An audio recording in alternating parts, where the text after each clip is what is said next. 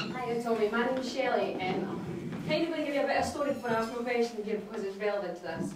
My little brother's 19-year-old and he's severely disabled. He's got a rare genetic condition that he's had from birth. Now, being an adult with disabilities in Britain is ridiculous. There's no support, there's no help, and their carers get treated like criminals, having to prove that we are fit to look after these people that we've looked after from birth. Our family members, any friends and things like that. Right now, disabled people just basically, once they hit 16, get forgotten about. They get put in a sort of black hole and then have to fight for absolutely everything, even basic equipment that is relevant to their needs. Will an independent Scotland give these people a voice and address this for us?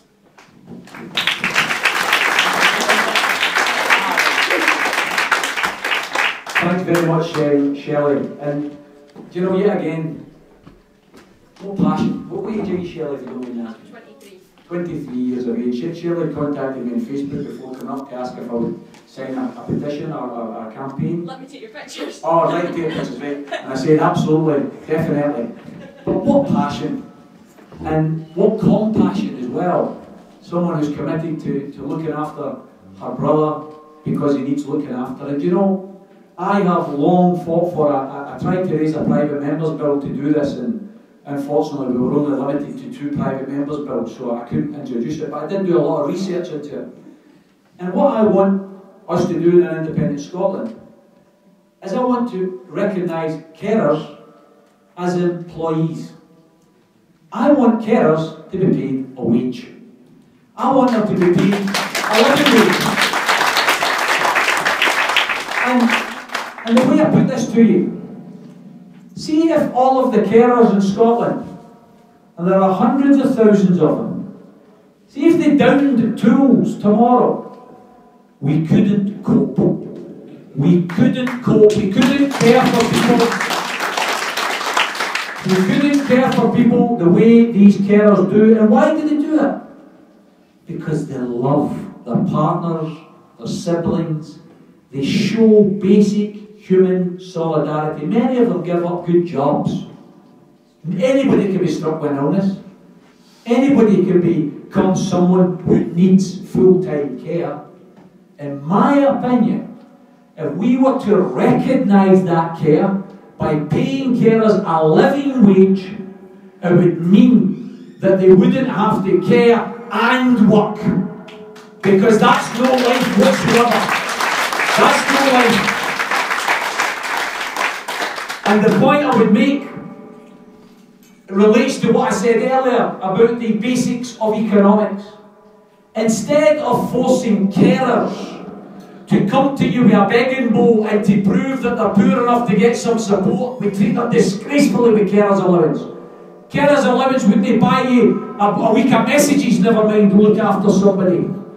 Instead of that, if we paid carers a decent wage, not only would we give carers a bit of dignity and respect, but the carers would then have the economic wherewithal to purchase goods and services, which then improves our economy as a whole. All of these things add together, folks. People working means that other people get jobs. That's the truth of it. If everybody is pulling together, everybody's working, it creates more jobs and services. So from my point of view, Shelley, you can be absolutely assured that I'll be one of those fighting not just for a better deal for carers, because to me that's not good enough. I still think you're a second-class citizen if we're giving you a better deal. I want you to have an employment status. I want people who become carers to be recognised as carers, as employees. They are doing the job which the state would have to do if they didn't do it. So let's recognise it.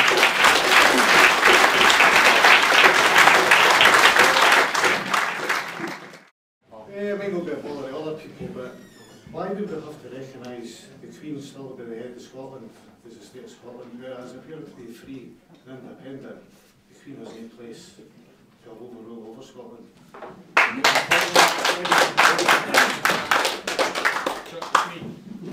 Eddie's made a point which is popular with me, might not be popular with everybody.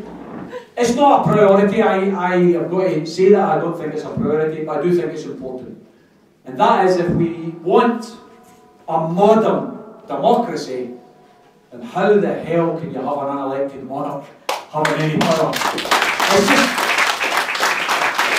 It's completely and utterly ridiculous that somebody through accident of birth gets the right to decide whether a bill becomes law or not. I found it incredible when I went to that Scottish Parliament. And you know, we're all encouraged to be fine, upstanding citizens, servants of the public. And the first thing we had today, when we went to the Parliament, was swear an oath to the Queen. Oh, I've got to say to you, I know many of you might believe in the Queen and you're entitled to do that. But I don't. So why the hell should I tell lies in order to become an MSP? Some people will say it's just practice. It's so you knew what to do once you became an MSP.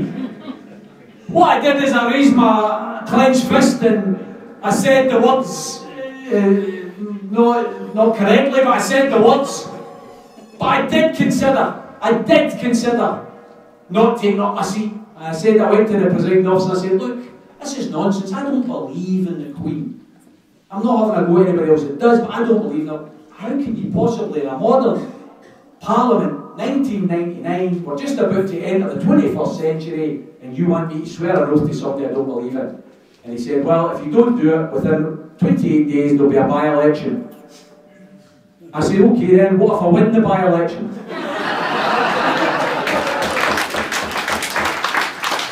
And he said, 28 days to swear an oath, there'll be another by-election. And the truth is that there's nothing I can do. It's written into the Scotland Act. Personally, I want that written out of the Scotland Act. If people, when they become parliamentarians, want to swear an oath, that oath should be to the people. The people of the sovereigns.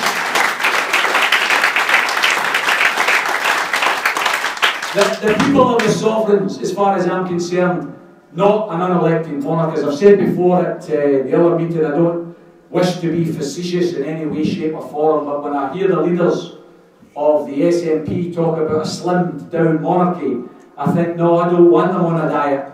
I just don't want the monarch having any power over Scotland. That's as simple as that.